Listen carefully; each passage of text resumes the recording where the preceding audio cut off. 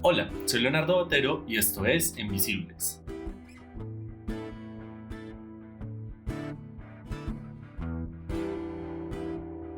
Este tema de qué tanto daño hace, bueno, digamos qué tan positivo es mi trabajo, se relaciona no tanto, o sea, se relaciona principalmente con el sistema dentro del cual estoy trabajando, y yo creo que es justamente por eso que me gusta tanto el trabajo con Bolívar en Falda, porque lo que estamos buscando no es a partir de uno, o sea, no es que se sancione uno o dos profesores y que digamos ya solucionamos el tema de violencia de género dentro de las universidades, porque no va a ser así. O sea, sí podemos generar un cambio, digamos, ojalá pues positivo frente a casos particulares cuando se sancione una persona y se diga, bueno, esta persona no vuelve a trabajar acá porque cometió faltas graves contra sus estudiantes, excelente. Pero yo creo que nuestro trabajo va mucho más con un objetivo de generar un cambio en la institución. Y por eso es que nosotras también abocamos tanto por vías institucionales y legales, porque hay muchas vías útiles que generan cierto tipo de consecuencias y uno busca ciertas cosas con cada tipo de actos, pues como feministas, con los que se busca generar cambio, ¿cierto? Pero con estas vías institucionales y legales lo que nosotros estamos buscando es que en realidad se creen herramientas a partir de la institución y se creen un cambio que permita que las personas no necesiten de activistas que estén trabajando por este tema. En febrero de 2018, en la Universidad Pontificia Bolivariana, en Medellín, hubo polémica por un protocolo de vestimenta enviado desde las directivas que le recomendaban a las estudiantes, a las mujeres, no usar ropa que pudiera distraer a sus compañeros y profesores. El rechazo en la institución ante esto fue generalizado. Y días después, gracias a una campaña en redes sociales, los estudiantes, tanto hombres como mujeres, fueron vestidos con esta prenda. Ese fue el punto de partida para Bolívar en Falda, un grupo conformado por estudiantes, de las cuales ahora muchos son egresadas, que buscan cambiar las dinámicas dentro de la universidad. Una de ellas es a quien escuchaban, Sara Méndez, quien aunque ya se graduó de Derecho, sigue como activista en este grupo. Como en febrero de 2018, más o menos, nació, pues se hizo muy viral un video en Azubit, esas páginas de Azubitres de la UPB, un video de una pelada que un man le levantó la falda y ella, por tratar de que no se le viera nada, se tiró al piso y se hizo viral, pues porque la gente, unos se reían, otros criticaban que cómo publicaban ese video, y coincidencialmente, o no coincidencialmente, yo nunca le creo a mi universidad, lo siento, justo como unos 2 o 3 días después, se envió por parte de la universidad un comunicado a toda la comunidad universitaria por el correo, hablando como de un código de vestimenta, y era muy claro que era un código de vestimenta súper restrictivo para las mujeres. Decía que no debíamos usar, que debíamos evitar usar minifaldas o escotes para no distraer a nuestros compañeros y profesores. Entonces, después de eso, unas chicas de comunicación crearon un hashtag UPB en Falda, y se empezó como a mover la idea de que todos los estudiantes, todos y todas las estudiantes nos fuéramos de falda, o pues como mostrando pierna básicamente a la universidad. Y eso pues se viralizó y muchísima gente fue de falda, de shorts, hasta hombres estaban pues de vestido y de falda. Y como que ahí empezamos a reconocernos un poco algunas de las feministas en la universidad, y dijimos como, bueno, o sea, todas reconocemos que este es un problema, todas reconocemos que hay ciertas cosas de la universidad con las que no estamos de acuerdo y que nos gustaría cambiar, en las que nos gustaría trabajar, pues juntémonos y hagamos algo al respecto. Y pues entonces ahí empezamos como a hablar del tema, a unirnos, y justo en ese momento ONU Mujeres estaba como muy pendiente de lo que estaba pasando en la universidad y nos propuso a nosotras, al grupo de Bolívar en Falda, que presentáramos pues como una propuesta para unos podcasts donde habláramos del tema de violencias de género dentro de las universidades. Entonces, pues a partir de ahí dijimos como, bueno, ya vamos a trabajar con ONU Mujeres, ya tenemos que tener, ay, perdón, es mi WhatsApp, ya tenemos que tener un, un nombre, un objetivo, y ya pues nos empezamos a cuadrar, y cuando ya salieron los podcasts de ONU Mujeres, ya éramos Bolívar en Falda, Inicialmente éramos 2 comunicadoras, 2 abogadas, un abogado y una trabajadora social. Con el tiempo eso ha ido cambiando. El abogado que inició con nosotros salió, una de las comunicadoras también salió, y ahora somos aproximadamente unas 15, 13 personas, todas mujeres, algunas de diferentes universidades, abogadas, diseñadoras gráficas y comunicadoras, donde trabajamos pues como todo el tiempo desde diferentes perspectivas este tema. En el comunicado que ellos le enviaron, en este código de vestimenta que ellos quisieron implantar, decían, trata de usar ropa discreta, no hay nada más incómodo que distraer la atención de tus compañeros de clase y profesores. Para eso te sugerimos evitar utilizar escotes profundos, faldas cortas o ropa muy ajustada al cuerpo. Uno cuando lee eso nota como que el foco está es en las mujeres, es decir, que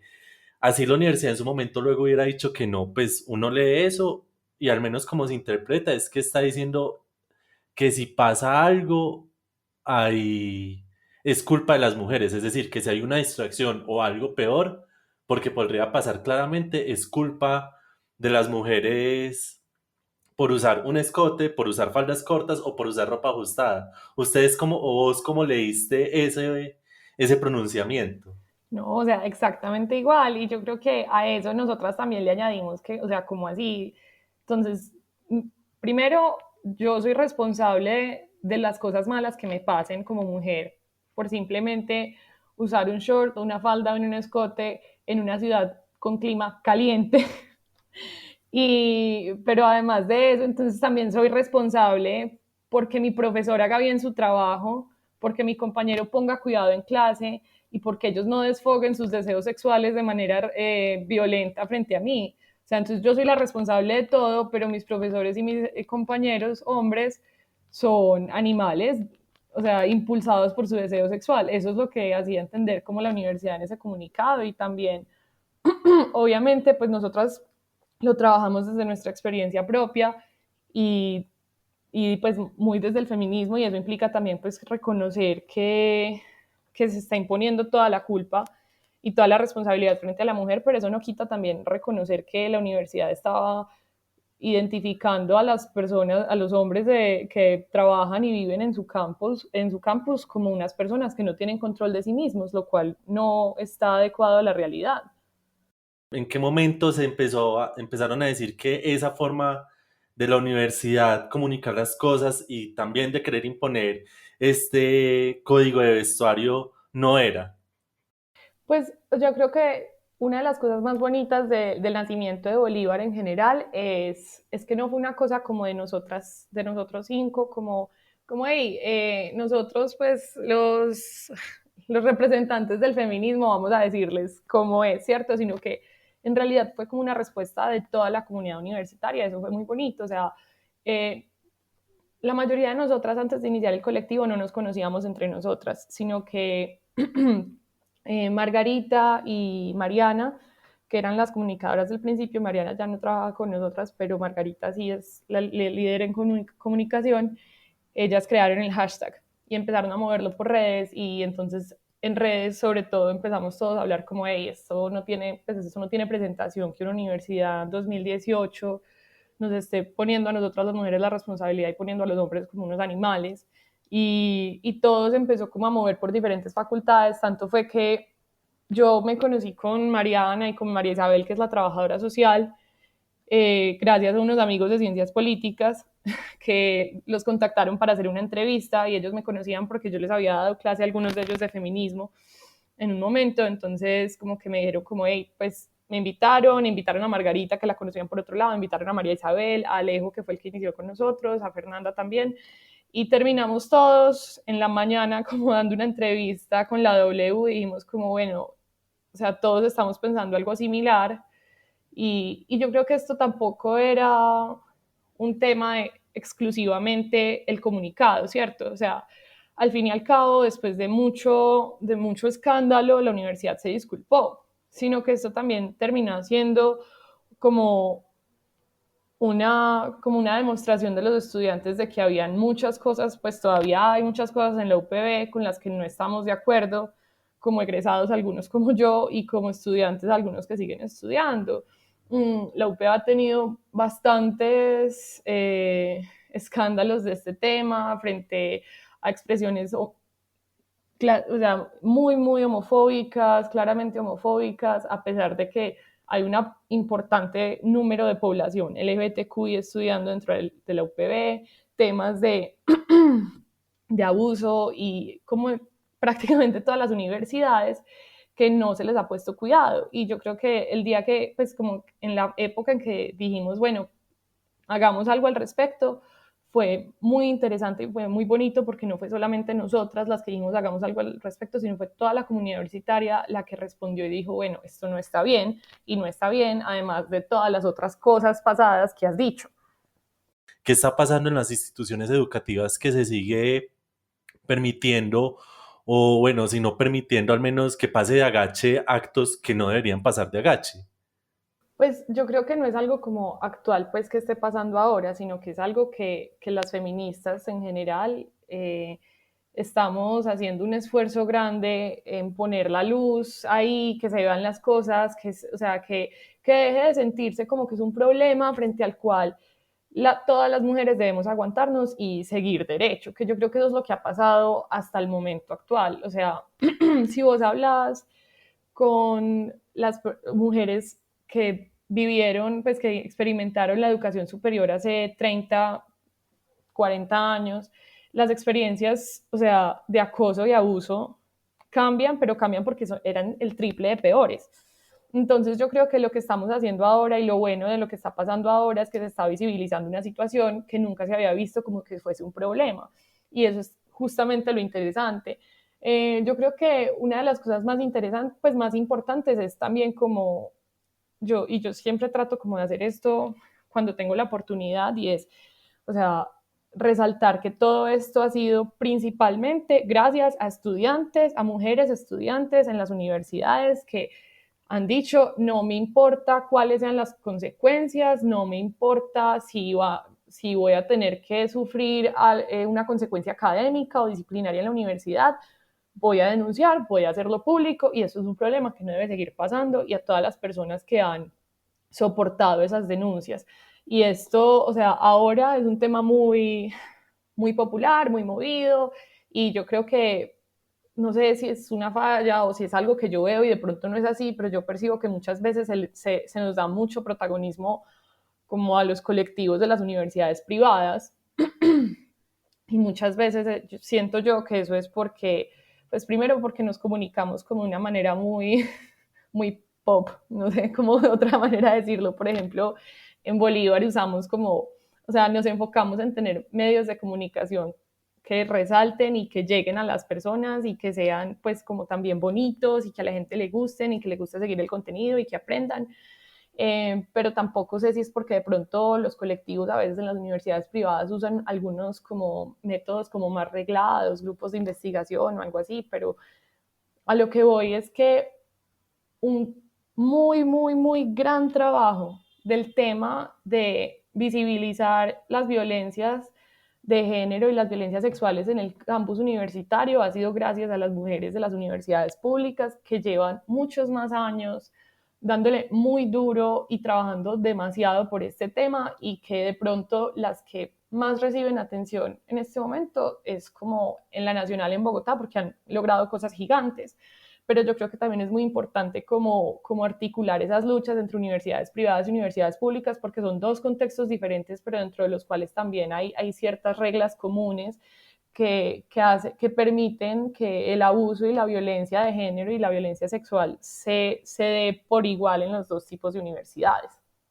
¿Cómo ha sido la articulación entre las universidades? Porque además, digamos, en el caso concreto de Bolívar, porque me mencionabas que ya no son solo mujeres del OPB, sino de otras instituciones, sino también por cómo se articulan con colectivos de instituciones públicas y privadas. ¿Cómo ha sido esa articulación? ¿Cómo ha sido ese diálogo? Nosotras, este año, por ejemplo, se hizo básicamente un Me Too en la universidad. Cuando nosotras nos dimos cuenta, ya tenían la gente un plantón convocado, entonces dijimos como, bueno, vamos, ayudamos a propagar la info, pues porque yo no sé si es como la segunda, tercera, primera, no sé cuál es el número de manifestación en la UPB, pero ha sido el mínimo alguna de las primeras 5. Y estábamos pues obviamente muy asustadas porque, o sea, cómo íbamos nosotras que hemos ido como a 3 marchas cada una, cómo íbamos a liderar un plantón. Y fue algo muy bonito porque lo hablamos a todas nuestras amigas de todos los colectivos que conocemos. Entonces le hablamos a todas las chicas de la Nacional, de Aquelarre, le hablamos a las chicas de la UDA, les hablamos a todas las peladas de la Luisa Amigó, del Grito de Pandora en la Medellín, y nos apoyaron de una manera preciosa. También algunas mujeres que hacen parte de la red feminista antimilitarista fueron, nos acompañaron, nos ayudaron, porque nosotras súper nada de experiencia en liderar un plantón, o sea, no teníamos ni idea, y yo creo que justamente ese día fue muy bonito porque sentimos lo acompañadas que estamos y todo lo que podemos aprender pues como de las experiencias de otras mujeres y otras colectivas. Al mismo tiempo, en general, nosotros tenemos como una buena red de comunicación, tanto con las colectivas universitarias, como con colectivas que tratan otros temas, como con activistas digitales o activistas, pues, old school. Y, o sea, si hay casos donde necesitamos un abogado, buscamos y hacemos teléfono roto hasta que necesitamos un abogado, un psicólogo, una trabajadora social. Nos aprendemos las rutas de atención y ya entonces ya les podemos ayudar a las personas. Así no siempre sean las mejores rutas de atención, como que entre todas estamos logrando tejer como una red que alcanza a apoyar un poco a las personas que están sufriendo este tipo de violencias. ¿Cuándo fue y por qué fue concretamente? Me dices que fue por un movimiento MeToo al interior de la universidad, pero ¿por qué? Sí, o sea, eso fue en febrero de este año, 2020, y particularmente, mira que el primer problema fue por un video que posteó Azovitres, y este Me Too se dio 99% en los canales de Azovitres. O sea, alguna chica empezó a mandar como, hey, no cojan clase con tal profesor porque XXX historia pues de abuso, de violencia. Y eso se volvió una bola de nieve y empezó todo el mundo, todas las mujeres, pues en su mayoría, pero también obviamente estudiantes hombres, empezaron a enviar sus historias de temas de violencias de género dentro de las universidades, temas de violencia sexual, de acoso, de abuso, no solamente frente a profesores, o sea, profesores, estudiantes, personas que hacían parte de la comunidad de alguna otra manera. Y yo creo que una de las cosas que fueron más claras ahí, o sea, varias cosas. Primero, hay un problema dentro de la Universidad Pontificia Bolivariana de temas de violencia de género y temas de acoso y pues violencia de género y violencia sexual. Y es un problema que la universidad conoce, y yo creo que no conoce la magnitud que se vio en esa cuenta, pero sí conoce en numerosos casos lo suficientes como para hacer algo al respecto. A pesar de conocer este tema, la universidad no ha hecho las suficientes acciones. Nosotras desde febrero de 2018 les estamos diciendo que solicitamos un protocolo adecuado, y nos están diciendo que el protocolo ya está, que debe salir con la próxima circular de rectoría, creo que es, y todavía no ha salido, pero eso es desde febrero. Entonces todavía en UPB no hay un protocolo adecuado para tratar este tipo de violencias, por lo que se hace principalmente es remitir a las autoridades estatales, lo cual no es adecuado. Entonces hay un problema, UPB lo sabe y UPB no está haciendo lo suficiente al respecto. Y eso llevó a que las personas dijeran, bueno, si no nos va a poner cuidado, entonces algo tenemos que hacer para que pongan cuidado. Y entonces por eso se convocó al plantón y se hicieron, justamente esto era en la época en que el violador eres tú, el violador en tu camino, pues era el hit número 1. Y pues entonces obviamente la gente lo cantó, se dio la vuelta a la universidad, se cantaron consignas feministas, se contaron historias de violencia dentro de la universidad, y creo que fue muy claro que hay una insatisfacción por parte de los estudiantes en que la universidad no está haciendo lo que tiene que hacer para mantener seguros a los estudiantes, para garantizarles el derecho a la educación y a la integridad personal cada vez que van al campus a clase. Ustedes hicieron el podcast con ONU Mujeres, como me comentabas, y después de eso, porque dijeron como, bueno, sigamos con esto. Yo, pues, al estudiar Derecho, pero estar siempre tan enfocada como en temas de justicia social, bueno, estudiar Derecho en UPB y estar enfocada en temas como de justicia social y feminismo y derechos humanos, yo me sentía como un poco como sola con mis convicciones. Obviamente, pues como que hay gente en UPB con la que yo estudiaba este tipo de temas, pero creo que el encontrar otras mujeres que estaban también con un pensamiento y un punto de vista y aprendiendo sobre feminismo y aprendiendo sobre feminismo desde unas perspectivas profesionales y disciplinarias muy diferentes, para mí fue como, o sea, esto es, o sea, como esta es una oportunidad increíble para aprender de ellas, para aprender entre todas sobre feminismo. Y yo creo que también fue muy interesante el tema porque ninguna en ese momento como que hacía parte como de algún tema de activismo o de algún grupo. Bueno, de pronto Margarita que trabajaba con el grupo que era Putamente Poderosas, antes de Putamente Poderosas, con las guerreras del centro como fotógrafa, creo. Margo era como la única que estaba como un poco más metida en este tema, pero nosotras todas estábamos, era muy enfocadas como en nuestros estudios y nuestras cosas, entonces como poder aprender del tema de derechos humanos y de feminismo desde una perspectiva no tan teórica, sino mucho más práctica y en la realidad y aplicando lo que nosotras habíamos estudiado ya por años, yo creo que para mí fue una oportunidad increíble y nunca me arrepiento porque yo creo que lo que he aprendido en Bolívar en Falda ha sido algo, pues, incambiable, o sea, como que nunca podría aprender eso como en otro espacio o otro lugar como universitario, como que no habría podido cambiar eso por ninguna otra actividad en la universidad. Con todas esas acciones tan brutales que ustedes han hecho y que de todas maneras llevan ya más de, ya casi 3 años visibilizando todas estas problemáticas, la universidad como institución ha dicho en algún momento a Bolívar en Falda como bueno, venga, sentémonos y hablemos para ver qué es lo que está pasando, o simplemente casi que se vuelve un grito al vacío por la indiferencia institucional. No, Leo, o sea, es como una relación cordialmente fría, o sea, obviamente ellos no ignoran pues nuestra existencia porque hemos logrado hacer acciones fuertes que nosotras yo creo que utilizamos pues como la idea de hacer acciones fuertes, pero que se guíen un poco por la institucionalidad, también pues como por nuestra formación académica y como por nuestras convicciones personales. Y eso hace que la universidad, por un lado, pues no nos pueda deslegitimar y no pueda deslegitimar el trabajo que hacemos porque pues lo estamos haciendo de manera muy institucional, ¿cierto? Pero al mismo tiempo eso implica que la universidad puede decir, no, no, gracias, no queremos trabajar con ustedes, que fue justamente lo que pasó después del plantón, porque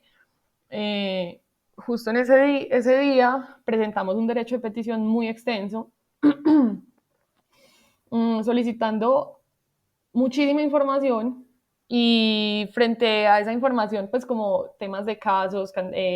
investigaciones, sanciones, profesores, de todo. Y además de ese derecho de petición, pues donde solicitamos información, también solicitamos que primero se creara el protocolo y segundo que se creara el protocolo con una persona experta en género y que se invitara no solamente a nosotras como representantes del colectivo que ha trabajado este tema por años, sino también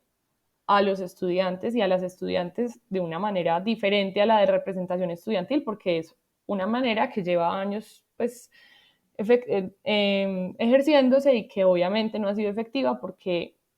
no han sucedido, o sea, la universidad no ha hecho nada frente a los hechos que conoce por medio de representación estudiantil, por ejemplo. Y la respuesta de la universidad fue que ese protocolo ya estaba hecho, que ellos no iban a trabajar con nadie al respecto y pues este es el momento en que todavía no lo hemos visto. Y a nivel académico, ¿cambia en algo la situación? Me refiero a, por ejemplo, en la formación hay algo, no sé, relacionado con temas de género, con feminismo, con algo que ayude a que los estudiantes y también los profesores sean conscientes de esto, o es simplemente un tema que les toca a ustedes hacerlo de manera independiente a la misma universidad. Frente a la coordinación con la U, es como que, a ver, ¿con qué hemos como medianamente coordinado? Como cuando, de pronto como cuando se identificaban algunos casos como el primer caso que tuvimos grande, pues como que fue muy público, fue uno de un extranjero que se estaba entrando a las universidades a acosar a las estudiantes y pues ahí como que el tema era tan, o sea, era un extranjero que se está metiendo a todas las universidades y como que lo identificaron y como que la universidad medio, pues como que medio se movió y como otras cositas, pues como que la gente medio denuncia ahí en público como, hey, como es que este profesor, no, como esta persona me estaba morboseando cuando entré a la universidad, ¿qué van a hacer? Y como que medio hacen, ¿cierto? Cuando uno se mueve por redes. Pero ahí, hasta ahí ya va como esa colaboración. Frente al tema de educación, es un tema, lo que pasa es que sí, o sea, no, yo no veo UPB y yo no veo que se esté dando, sinceramente, pues como un cambio en el tema de lo que le están enseñando a los estudiantes. Creo que no hay una formación con perspectiva de género como política de la universidad. Obviamente hay profesores que hacen un esfuerzo personal de involucrar ese tema en sus clases y justamente pues es una de las maneras en las que yo aprendí. Y hay facultades donde el tema es mucho más abierto, la cual, por ejemplo, la facultad mía no es una de ellas, la de Derecho, no. Entonces también como que depende mucho de la suerte del estudiante, no es una política universitaria que permita reconocer las diferencias, digo, pues las diferencias en trato que sufren las mujeres en la sociedad simplemente por el hecho de ser mujeres.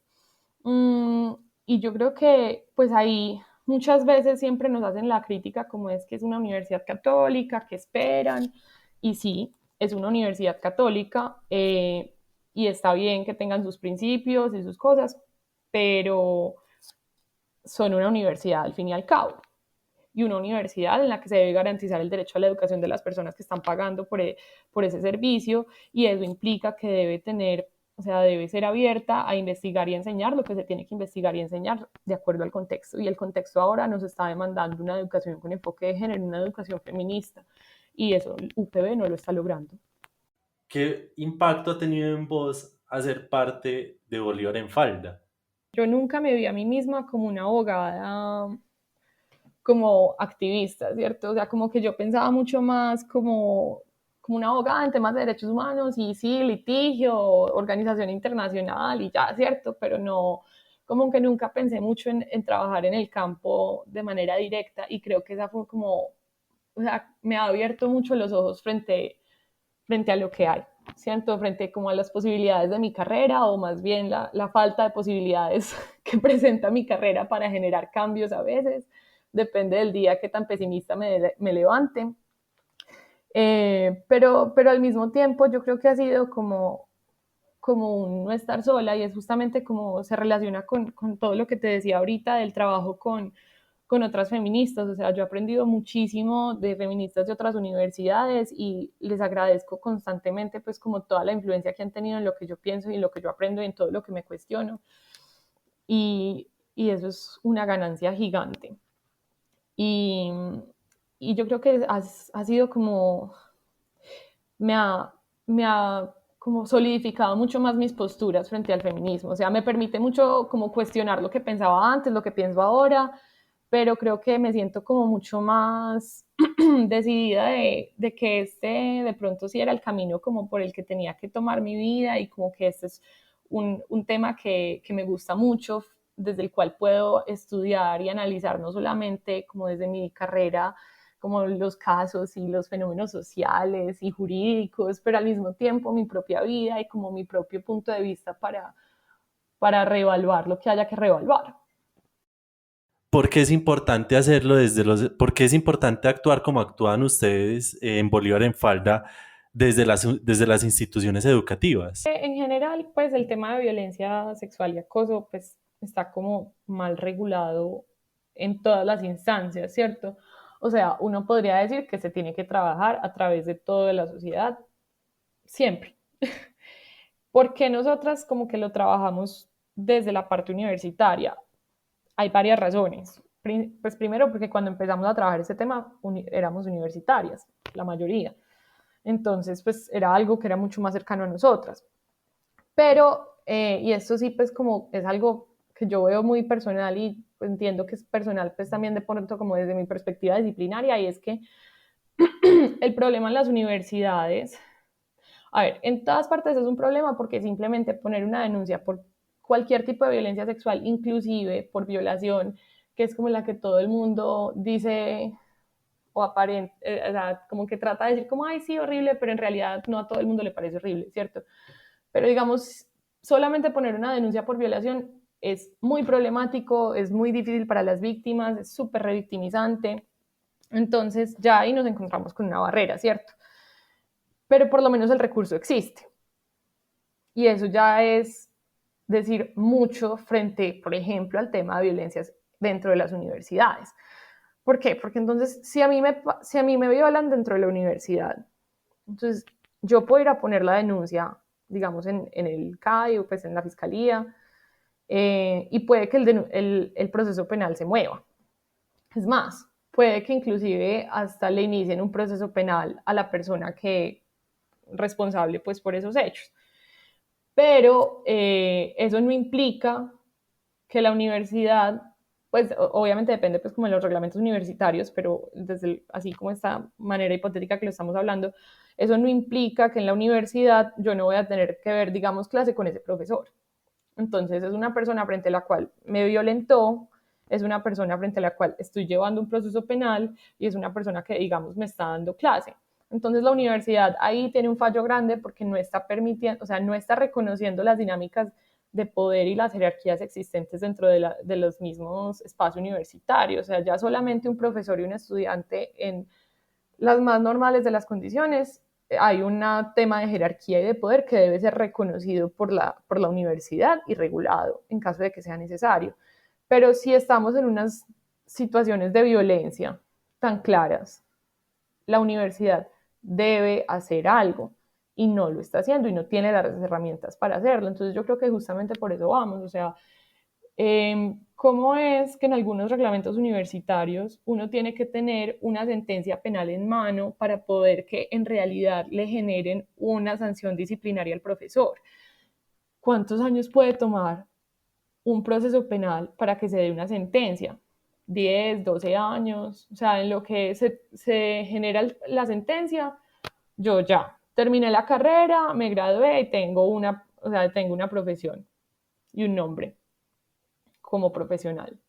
Entonces, ¿cómo, o sea, ¿cuáles son las herramientas? Básicamente no hay herramientas para cuidar a los y las estudiantes que sufren de violencias de género o violencias sexuales dentro de las universidades.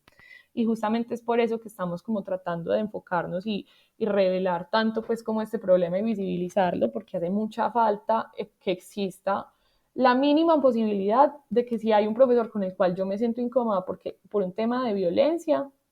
como que no me toque al menos lo mínimo ver clase con él. No es solo que la institución no brinde las herramientas necesarias para las mujeres que se ven violentadas, sino que también, pues desde las mismas personas, desde los mismos pares estudiantiles, como que hay una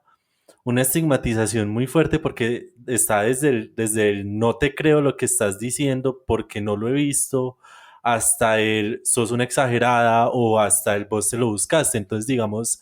que eso también complica la situación, ¿o no? Si una universidad no permite,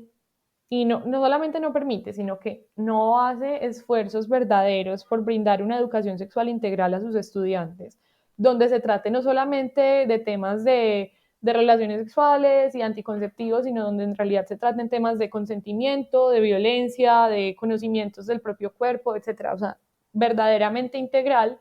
pues vamos a seguir viviendo con este tipo de estereotipos que van a ser mucho más difícil para una persona no solamente denunciar, sino inicialmente el reconocer que está siendo víctima de violencia. Porque justamente en estos temas, en estas situaciones donde hay contextos tan jerarquizados, muchas veces las personas, mujeres y hombres que son víctimas de este tipo de violencias, no se dan cuenta que han sido víctimas hasta que ya ha pasado mucho tiempo. Y dicen, ve, yo no quería salir con ese profesor,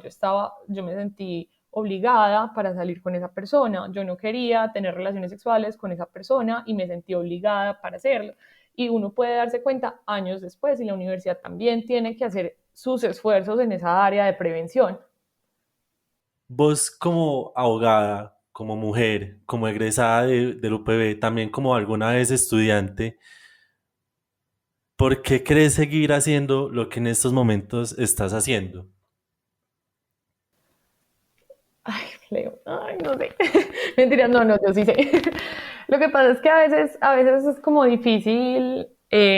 coger perspectiva porque terminan siendo pues como muchos casos, nosotras nos llegan muchos casos que a veces ni siquiera la gente quiere pues como que hagamos nada al respecto, simplemente como que quieren